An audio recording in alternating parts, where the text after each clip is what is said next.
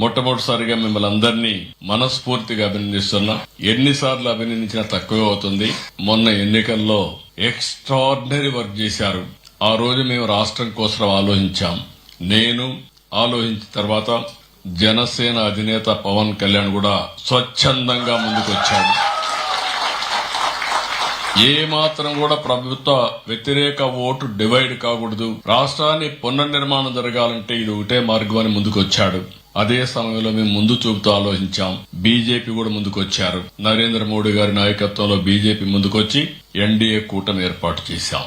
ఆ రోజు మేమందరం ఒకే మాట చెప్పాం. రాష్ట్రాన్ని పునర్నిర్మాణం చేయాలి, పూర్వ వైభవం రావాలి, మళ్లా తెలుగు జాతి ముందుకు పోవాలి. దీనికి సహకరించమంటే మీరు ఎక్కడెక్కడో దేశాల నుంచి ఎవరిని అడగకుండా మీ సొంత డబ్బులు 4-5 లక్షల రూపాయలు ఖర్చులు పెట్టి అక్కడి నుంచి ఇంకా మినిమం ఓన్లీ రావడానికి పోవడానికి కొంతమంది నెలలున్నారు, కొంతమంది 6 నెలలున్నారు, 3 నెలలున్నారు, 2 నెలలున్నారు, 2 ఏళ్లు ఉన్నారు, కేసులు పెట్టించుకున్నారు మాతో సమానంగా.